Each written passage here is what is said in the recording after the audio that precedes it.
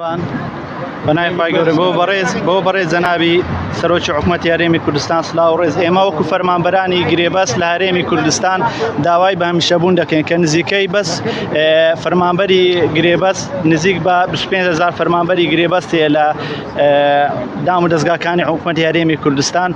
ئێمە تەنها هاتوین دیاداشتێک پێشکەشی بانجومەنی وەزیران بکەین کە چەندی جارش ئەو دیاداشتە پێشکەش بانجومەنی وەزیران و پەرلەمان و وەزارەتی دارایی کرایە، بەڵام تا ئێستا جوابێکی مقنعمان وەرنەگرتووە کە ئێمە بکرین بە هەمیشەیی. ئێمە وەکو فەرمانبەری گرێبەست کە لارگدا وەکو فەرمانبەری هەمیشەیی ئەرکمان زۆرترە و دەواممان زۆرترە، بەڵام ئێمە هیچ حسابێکی شەهادە و دەرماڵەمان بۆ ناکرێت.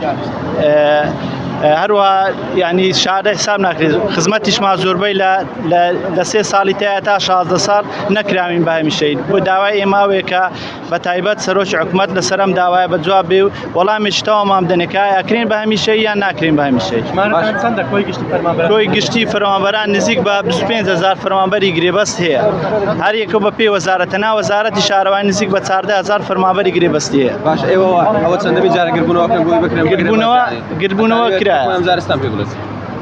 گربوونەوە کرا، یعنی گربوونەوە نابێ بوەستێ دەبی خەڵک داوای مافی خۆی بکا لە ئێستا فەرمانبەری گرێبەست بۆیەکە فەرمەوەی لە پشتم ڕاوەستایە، یعنی ناگات بە ڕوبعێکی فەرمانبەری گرێبەست، ئەوەش لە کەم تەرخەمی فەرمانبەری گرێبەست.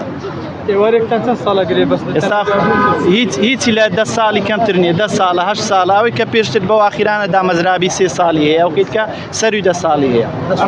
بە شادەکەش کاریتان دەبی کە هاتوون بۆ ئێرە یانی؟